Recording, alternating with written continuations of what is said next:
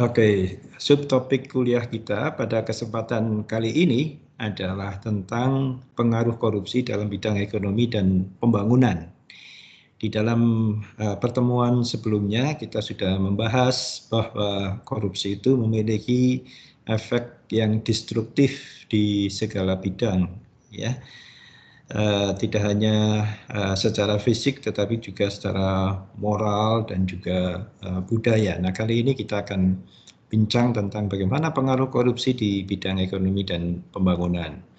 Kita mengetahui bahwa kegiatan ekonomi, misalnya perdagangan atau produksi barang dan jasa, serta pelaksanaan pembangunan, baik itu pendidikan, kesehatan, infrastruktur, pada prinsipnya mengarah kepada upaya mewujudkan kesejahteraan di tengah masyarakat suatu negara.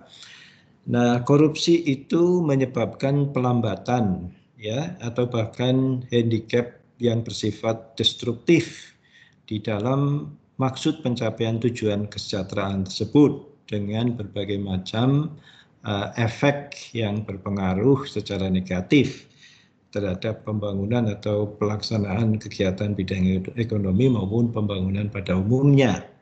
Jadi misalnya kalau dalam bidang ekonomi itu terjadi katakanlah investasi, proyek investasi, apakah dari pendanaan dalam negeri maupun luar negeri, 100% misalnya bisa menghasilkan jumlah tenaga kerja tertentu. Misalnya kalau investasi 1 triliun bisa membuka lapangan pekerjaan bagi 10.000 orang misalnya, ya.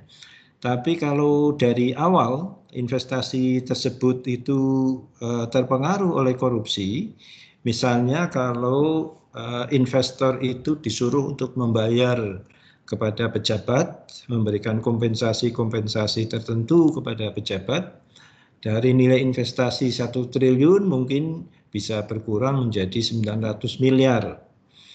Nah, kalau investasi 1 triliun tadi sebenarnya bisa membuka lapangan pekerjaan untuk 10.000 orang, tapi karena dikorupsi dan hanya tersedia dana real 900 miliar, maka jumlah orang yang terserap dalam kegiatan ekonomi investasi tersebut mungkin tidak menjadi 10.000, tetapi hanya menjadi 9.000. Ini artinya potensi ada pengangguran 1.000 orang akibat dari tindakan korup tersebut. Nah, belum lagi nanti implikasi berikutnya karena performa investasi tidak 100%, tapi hanya 90%, maka kemudian pajak yang dibayar oleh investor, baik itu pajak misalnya penghasilan maupun pajak-pajak yang lain juga tidak bisa 100%. Nah, akibatnya revenue dari negara itu juga menjadi berkurang, potensi revenue-nya, dan potensi untuk saving, ya, keuntungan yang dihasilkan dari proses produksi yang harusnya atau jasa yang harusnya 100% menjadi 90%, itu juga mengalami deviasi atau penurunan yang menyebabkan capital accumulation di negara tersebut menjadi terganggu. Capital accumulation yang berkurang, maka reinvestasi berikutnya juga menjadi berkurang. Kalau misalnya tidak ada korupsi itu bisa capital accumulation yang ditabung bisa direinvestasikan kembali dalam jumlah yang lebih banyak dan membuka lapangan pekerjaan yang lebih banyak juga. Karena dikorupsi semuanya menjadi lebih berkurang. Nah, sehingga kalau misalnya kita melihat di negara kita atau negara lain, warga negaranya banyak menganggur, satu dan lain hal itu bisa jadi disebabkan oleh korupsi yang merajalela di negara tersebut. Ya. Sehingga secara sederhana itu kira-kira pengaruh korupsi dalam bidang ekonomi dan pembangunan. Secara teoritis itu memang banyak tulisan yang sudah menganalisis konsekuensi-konsekuensi korupsi, ya. Pada intinya tulisan-tulisan tersebut mengafirmasi atau mengkonfirmasi negatif efek dari korupsi itu meliputi berbagai macam hal. Misalnya yang pertama, pemerintahan itu menjadi kurang efektif di dalam melayani masyarakat atau mengerjakan tugas yang seharusnya, serta pada akhirnya memperlambat penciptaan kekayaan nasional. Ya. Karena korupsi itu kemudian menyebabkan misalnya orang menjadi enggan melakukan sesuatu kalau tidak disuap. Ya, akibatnya performa kinerja dari aparat pemerintah itu juga menjadi lambat, ya, kecuali kalau mereka itu mendapatkan suap atau bribery, ya, diberikan suap dulu baru mereka mau bekerja. Nah, sehingga kinerja mereka itu menjadi tidak sesuatu yang real, sesuatu yang determinatif dari perlakuan yang sebenarnya tidak seharusnya, tidak benar, ya. Dan kemudian hal itu tentu saja menyebabkan proses-proses pembangunan, penciptaan lapangan kerja atau juga revenue dari pajak dan juga saving itu menjadi berkurang. Ya. Akibatnya tentu kesejahteraan rakyat menjadi tidak tercapai atau gagal tercapai dalam waktu yang ditentukan. Kemudian yang kedua, merusak proses demokrasi yang sebenarnya sudah berkembang baik di banyak negara sejak akhir Perang Dingin tahun 80-an. Ya. Demokrasi itu pada prinsipnya meletakkan kekuasaan di tangan rakyat, meletakkan rakyat sebagai penentu kebijakan. Nah, tetapi korupsi itu bisa membelokkan kedaulatan rakyat menjadi kedaulatan para penyogok. Ya. Kedaulatan rakyat dikebiri, lalu dibuat sedemikian rupa melalui proses-proses yang terlihat formal, tapi sebenarnya pemerintah itu melayani atau memfavoritkan mereka yang mau membayar. Nah, sehingga proses demokrasi itu sendiri menjadi tidak murni lagi. Ya. Kemudian yang ketiga, membuat ekonomi kurang mampu mempertahankan sistem ekonomi yang layak dan efektif. Nah, ini juga implikasi berikutnya, korupsi itu menyebabkan biaya tinggi, ya, bagi proses investasi, perdagangan, ekspor impor, sehingga kemudian harga yang jatuh kepada konsumen itu juga harga yang tidak real, karena konsumen harus menanggung beban korup yang dibayarkan oleh para pengusaha misalnya. Kalau tanpa ada intervensi pemerintah dalam bentuk korupsi yang membebani pengusaha, bisa jadi misalnya satu produk harganya hanya 100.000, tetapi ketika proses produksi, proses investasi, proses jasa yang dilakukan oleh pengusaha itu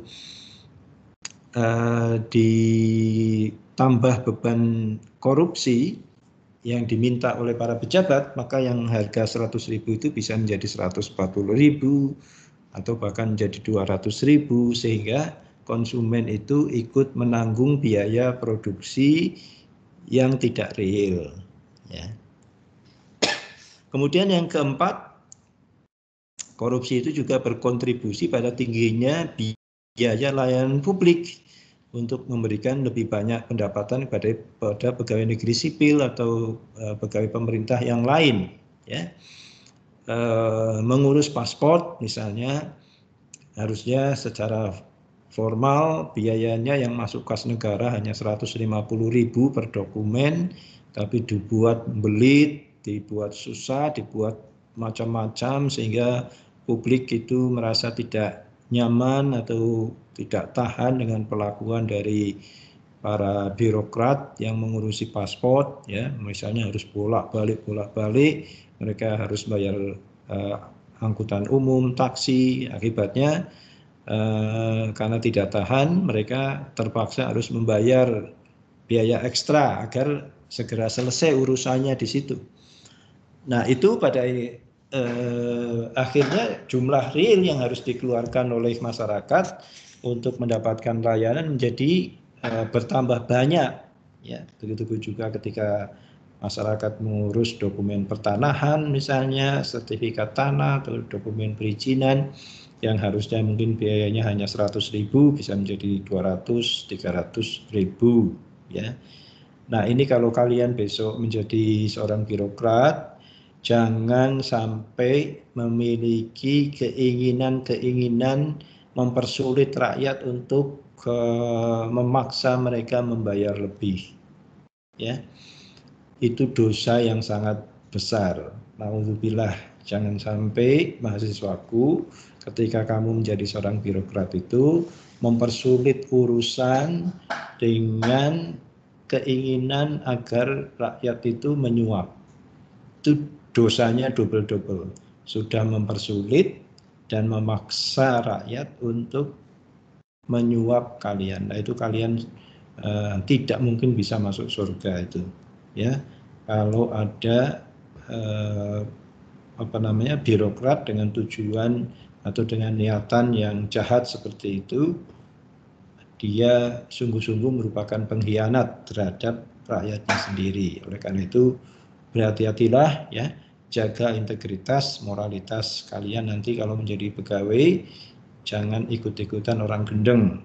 Ya, kalian kalau ingin menjadi pegawai negeri itu harus, atau menjadi ASN itu harus memiliki niat untuk memuliakan dan melayani rakyat kalian, bukan sebaliknya.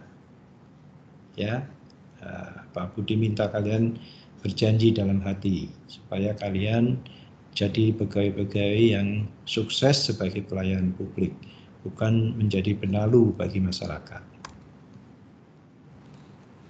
Nah, seperti tadi sudah disinggung, korupsi itu menyebabkan high cost of services, menjadi biaya tinggi dalam layanan publik, ya. Karena yang pertama meningkatkan beban sektor publik pada warga negara tadi, ya. Harusnya selesai 1 hari dibuat 2 minggu, mengurus dokumen yang mestinya bisa dalam hitungan jam dibuat dalam hitungan bulan, ya, dengan berbagai macam dalih, ya. Rakyat suruh mondar-mandir dari rumah ke kantor publik itu dan seterusnya. Akibatnya mereka ya secara mental down, lalu daripada wira-wiri, ya sudahlah Pak, Bapak minta apa, berapa, dibayar. Nah, itu satu hal yang biasa dilakukan oleh mereka yang tidak punya moral, ya. Di samping itu, korupsi juga mendemoralisasi pejabat publik dan mengarahkan pejabat itu pada oportunisme politik, ya, seperti melakukan rent seeking, ya, yang mengambil biaya-biaya tertentu dari layanan yang diberikan dan berusaha agar setiap layanan itu menghasilkan suap atau bayaran-bayaran ilegal, ya, kecuali kalau mungkin saudaranya sendiri dan seterusnya, ya. Nah, ini satu hal yang harus kita berantas, ya. Kemudian membuat pemerintah tidak dapat mempertahankan administrator profesional, ya. Nah, ini juga kalau sudah terinstitusionalisasi praktek-praktek yang buruk seperti itu, maka kemudian tidak lagi ada profesionalitas, ya, bagi penyelenggara negara, bagi aparatur pemerintah untuk menjalankan tugas. Semuanya dinilai dari uang dan uang, UUD, ya, ujung-ujungnya duit, ya. Kemudian yang keempat, mendorong kurang dimanfaatkannya biaya tenaga kerja yang terampil dan berpendidikan dan mengarah kepada brain drain, ya. Kalau situasi yang terjadi itu adalah semuanya dilihat dari kacamata uang, maka biasanya orang-orang yang terampil, pinter, itu malah menjadi tidak mau bekerja di situ. Ya, kalau orang naik pangkat harus bayar, kalau orang mau dapat jabatan harus nyogok misalnya, maka orang-orang yang pintar akan lari, terjadi brain drain. Yang tersisa hanya orang-orang yang bodoh, yang penting nurut kepada atasan atau orang-orang yang meminta imbalan pada posisi pekerjaan atau jabatan yang diberikan. Nah, ini banyak terjadi di kasus-kasus pemerintah daerah, ya, bupati memperdagangkan jabatan, kepala dinas misalnya dihargai 100 juta, siapa yang mau menjadi kepala dinas itu harus bayar setoran 100 juta, itu sering kita dengar ya di beberapa daerah. Nah, itu adalah bentuk korupsi yang menyebabkan brain drain, orang pintar menjadi tidak bisa berperan, digantikan oleh orang-orang bodoh yang mau membayar. Lalu mendistorsi perdagangan dan investasi internasional. Nah, ini warning bagi pemerintah kita sebenarnya. Banyak investor tidak mau melakukan reinvestasi atau tidak mau melakukan investasi di Indonesia karena mengeluh dengan prosedur, birokrasi, dan korupsi. Akibatnya kemudian mereka pindah investasinya ke negara lain, ya. Harusnya kita bisa mendapatkan investor, buka lapangan pekerjaan, tapi karena pindah maka kita kehilangan opportunity itu. Kemudian mencegah investasi dan menyebabkan pelarian modal. Nah, ini perentetan berikutnya, ya, orang tidak mau investasi, modal menjadi lari, atau bahkan orang yang sudah investasi di sini memindahkan investasi pabriknya ke luar negeri, ya. Kemudian selanjutnya mencegah inovasi dan pengenalan teknologi baru. Dalam situasi korup, orang itu atau pegawai pada umumnya juga malas untuk berinovasi karena kalah dengan mereka yang menyogok, menyuap. Orang-orang yang pintar tidak mau untuk mengembangkan ide dan gagasan karena toh tidak laku kalau tidak menyuap, ya. Akibatnya inovasi dan juga pengenalan teknologi baru itu tidak berjalan di unit atau organisasi atau negara yang korup. Dan yang terakhir bisa mengurangi kualitas fasilitas dan infrastruktur publik. Ya, tentu saja ya, korupsi itu bisa menyebabkan jembatan yang harusnya bisa bertahan 15 tahun baru 3 tahun ambruk. Jalan yang harusnya mungkin baru mengelupas 5 tahun baru diresmikan 2 bulan sudah bolong-bolong. Nah, ini tentu saja pemborosan yang luar biasa. Di samping juga mengancam keselamatan bagi publik yang menggunakan sarana investasi fasilitas tersebut, ya. Dan akibatnya tentu saja high cost karena orang yang atau jembatan yang harusnya 15 tahun runtuh dalam jangka waktu 3 tahun, pemerintah harus mengeluarkan uang lagi, ya. Jalan yang harusnya mulus bolong-bolong menyebabkan kerusakan kendaraan. Akibatnya rakyat harus menanggung kerusakan yang tidak seharusnya, ya. Mestinya kalau jalan mulus tidak rusak, karena jeglong-jeglong rusak, kendaraan cepat rusak. Nah, itu pemborosan yang juga berkontribusi atau terkontribusi dari persoalan korupsi itu. Nah, korupsi itu sendiri dapat terjadi di semua spot, ya, proses penyelenggaraan negara dari hulu sampai ke hilir. Misalnya kalau ada proyek katakanlah investasi atau juga proyek hibah atau loan dari donor. Katakanlah untuk pembuatan PLTU misalnya atau proyek pembuatan bandar udara, ya, donor menyediakan dana, ini bisa didistorsi oleh para politisi dari apa yang seharusnya, ya. Atau katakanlah bisa sebagian tetap dijalankan pada misi yang semula. Bisa juga terjadi kebocoran di mana birokrasi itu memarkdown nilai investasi atau nilai loan atau apapun yang berkaitan dengan embezzlement, ya.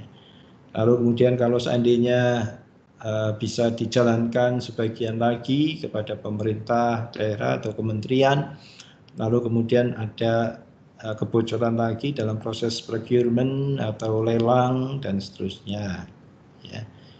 Dan terus sampai kepada tingkat seandainya proyek itu berjalan, ada pelayanan pada masyarakat, ya, masyarakat yang miskin atau para pengguna jasa itu harus bayar lebih kepada sistem pelayanan tersebut, apakah kesehatan, pendidikan atau air bersih yang diakibatkan karena para pejabatnya minta sogokan dan seterusnya.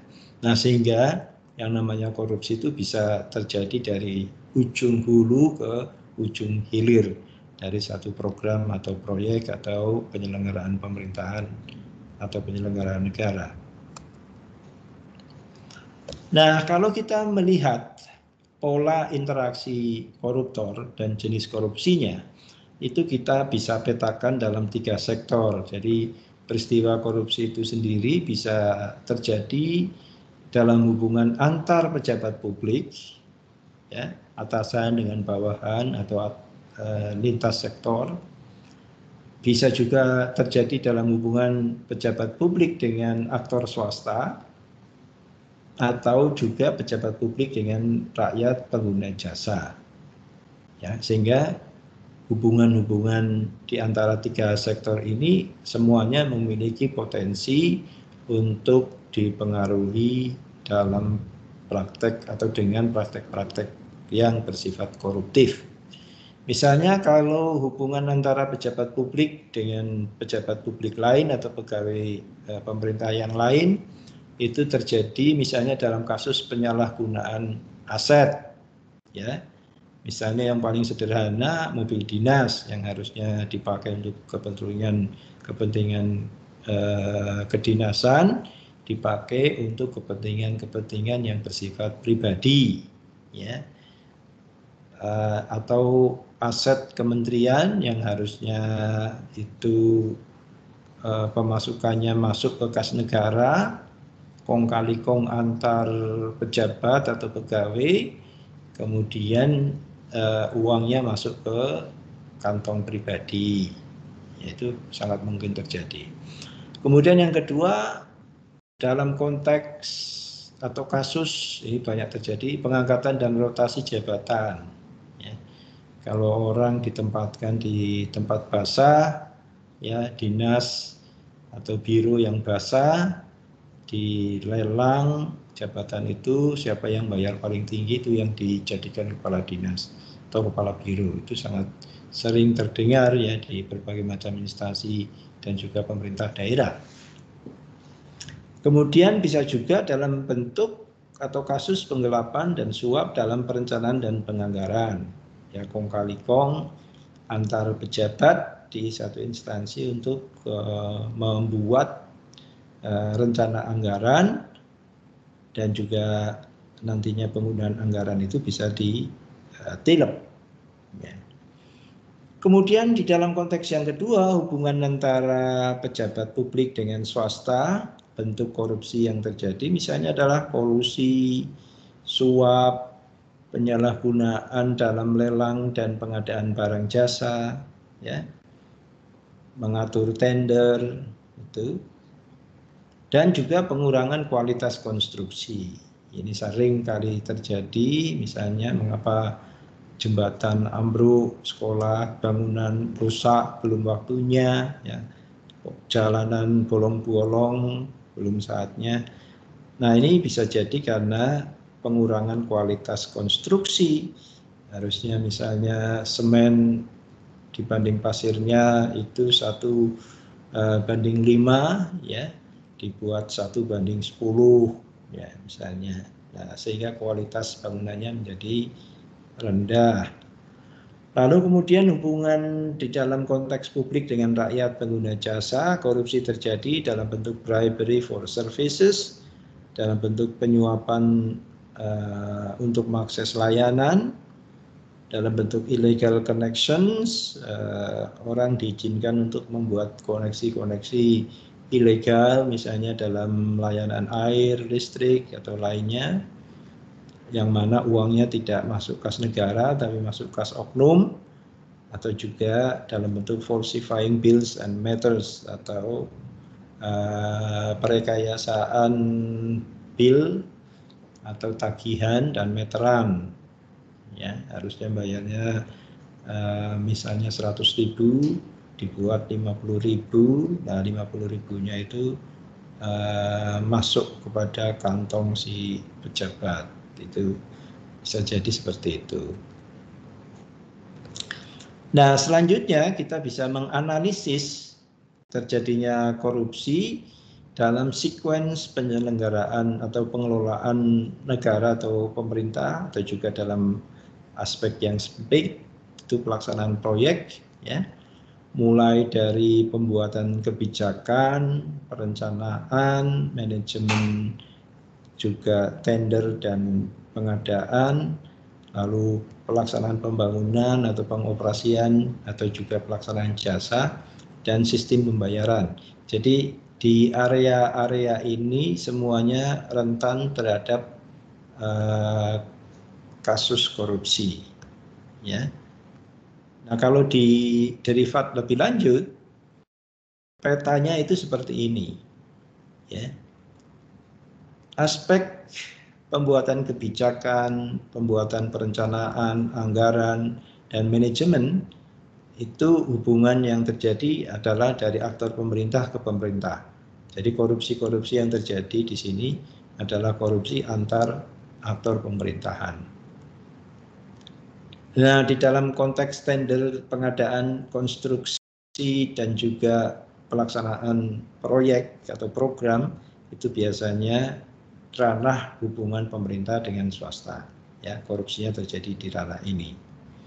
Lalu kemudian di dalam konteks pelayanan dan sistem pembayaran, hubungan yang terjadi adalah pemerintah dengan konsumen. Ya. Nah, itu adalah peta yang bisa kita menganalisis, ya, jenis-jenis korupsi di area mana saja dan siapa pelakunya.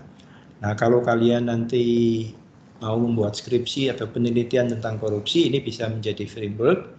Kasus itu masuk di ranah sini atau ranah sini atau ranah yang sini, dalam bentuk apa, dan bagaimana mereka berinteraksi antar aktor itu misalnya. Oke. Lalu selanjutnya, jenis korupsi yang terjadi antar sektor itu juga berbeda-beda. Misalnya kalau yang dalam sektor hubungan pemerintah dengan pemerintah, itu dalam bentuk distortion and diversion of government budgets, dalam bentuk distorsi dan diversi atau penyalahgunaan, penyimpangan anggaran pemerintah, ya. Bisa juga dalam bentuk administrative fraud atau pemalsuan dokumen administrasi, dokumen falsification, ya, atau kejahatan administratif, ya, pemalsuan, rekayasaan, dan seterusnya. Lalu kalau dalam konteks pemerintah ke swasta, bentuk korupsinya bisa jadi state capture of policy and regulatory frameworks. Pemerintah membuat aturan-aturan yang menguntungkan perusahaan-perusahaan swasta yang membayar untuk membuat undang-undang. Kita misalnya dulu pernah ingat undang-undang rokok, ya, yang kemudian diketahui bahwa proses pembuatannya itu disponsori oleh perusahaan-perusahaan yang terkait. Lalu kemudian hasil dari undang-undang tersebut tentu favoring kepada para sponsornya itu, ya, dalam bentuk yang langsung maupun tidak langsung. Lalu kemudian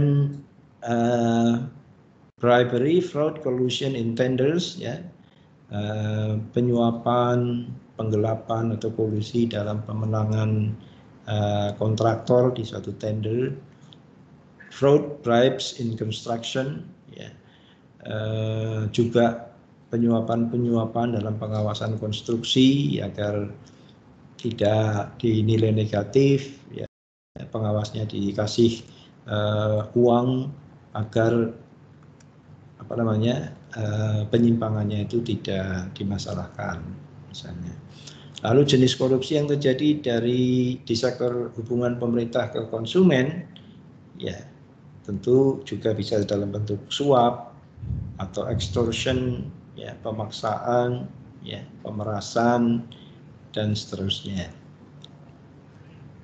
Ada uang pelicin, speed bribes, ya, atau payment bribes, harusnya dibayar 100.000. Misalnya kalau dalam konteks pajak itu sering terjadi, ya. pajak harus bayar 100 juta sama petugasnya mungkin tidak perlu harus 100 Pak, bayar 60 saja cukup. Sisanya itu saya dibayar untuk saya 20 juta misalnya.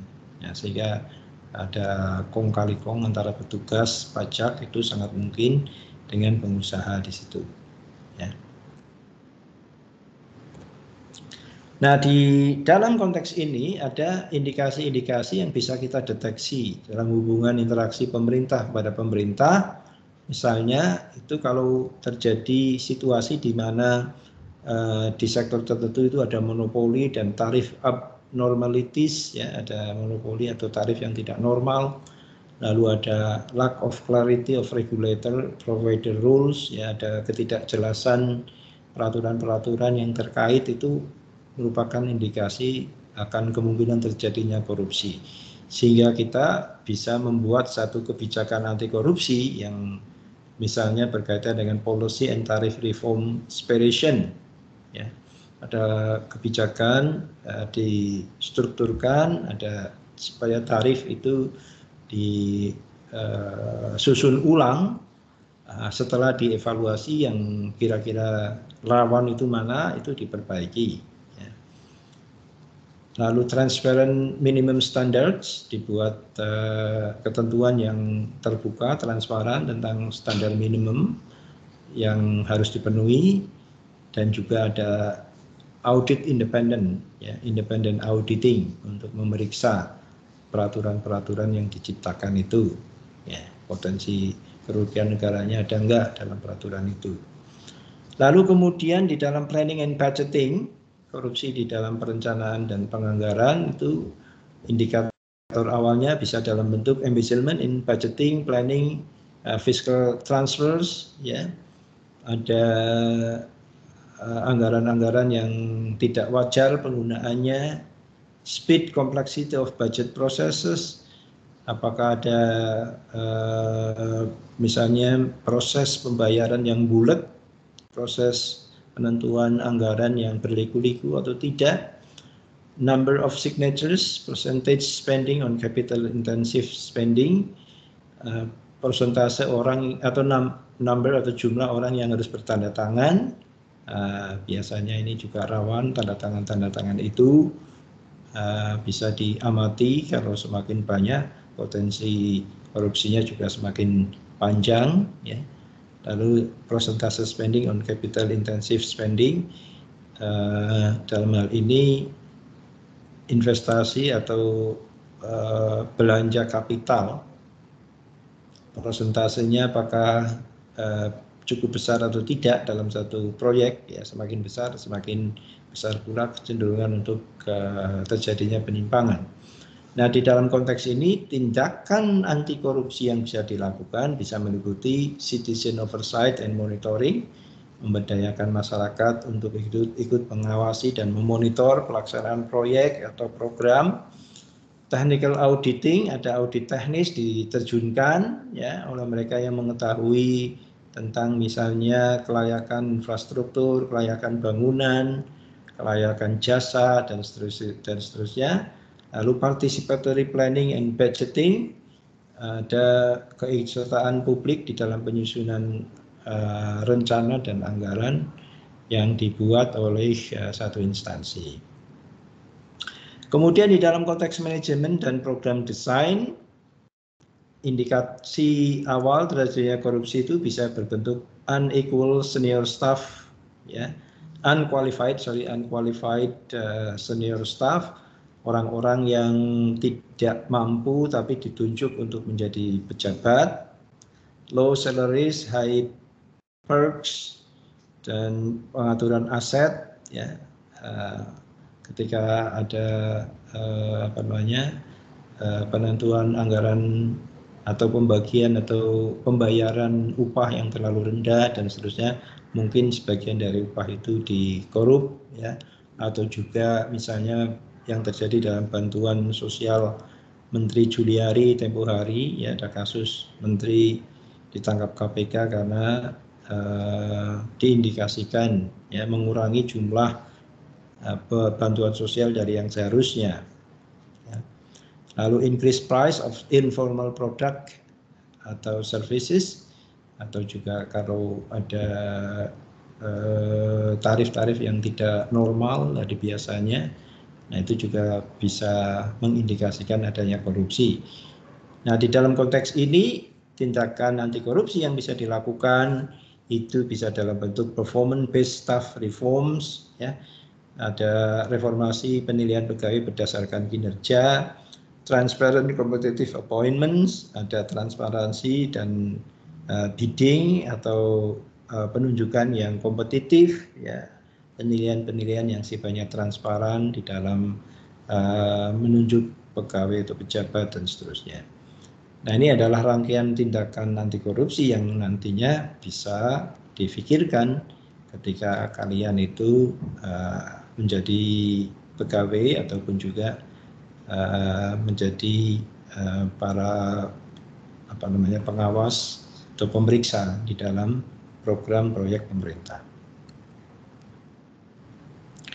Lalu kemudian di dalam interaksi pemerintah ke swasta, indikasi-indikasi korupsi juga bisa kita identifikasi di dalam konteks procurement atau pengadaan, ya. Misalnya kalau terjadi nama kontraktor berulang sama, setiap tahun kontraktornya itu terus yang menang, yaitu indikasi ada ketidakberesan. Ada peserta lelang mengundurkan diri, nah ini biasanya untuk mengatur pemenangnya, ya.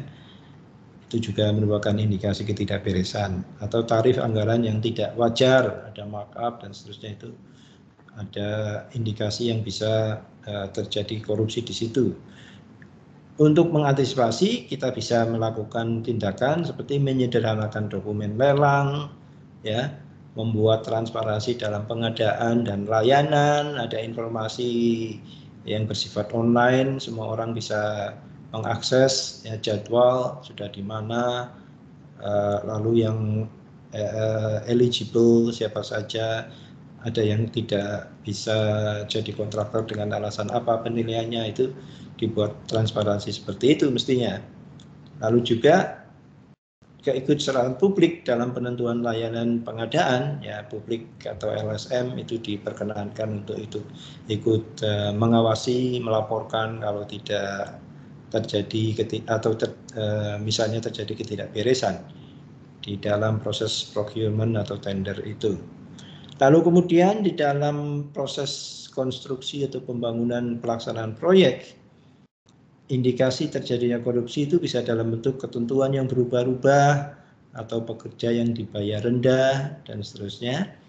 Nah, ini tindakan anti korupsi yang bisa dilakukan bisa meliputi dibuatnya fakta integritas oleh para pelaku, baik itu kontraktor maupun juga instansi yang memberikan pekerjaan, diberikan kesempatan pemantauan oleh LSM dan warga masyarakat lain, serta dilakukan audit teknis oleh profesional yang ahli di bidangnya.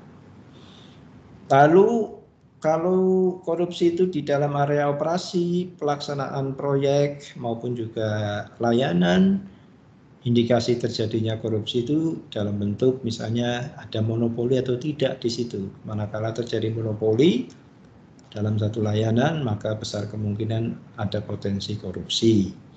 Lalu apakah terjadi perubahan kualitas layanan? Kalau terjadi perubahan kualitas layanan, misalnya menjadi lebih buruk atau menjadi lebih panjang pelayanan itu, maka itu kemungkinan ada sesuatu yang tidak beres. Dan tindakan anti korupsi yang bisa dilakukan adalah membentuk forum warga, ya, atau consumer group untuk ikut menilai layanan dari satu instansi dan membandingkan dengan bidang atau daerah lain di area yang serupa. Nah, sehingga dengan demikian ada kontrol yang bisa menjadi benchmark bagi satu instansi untuk tidak main-main melakukan korupsi. Nah, itu adalah tindakan-tindakan, indikasi dan juga tindakan anti korupsi yang bisa difikirkan di dalam proses pemberantasan korupsi, terutama di dalam membuat kebijakan agar korupsi tidak terjadi di suatu instansi. Oke, saya kira untuk pertemuan kita pada kesempatan kali ini cukup sekian dulu ya. Nanti kita bisa sambung di kesempatan lain. Terima kasih.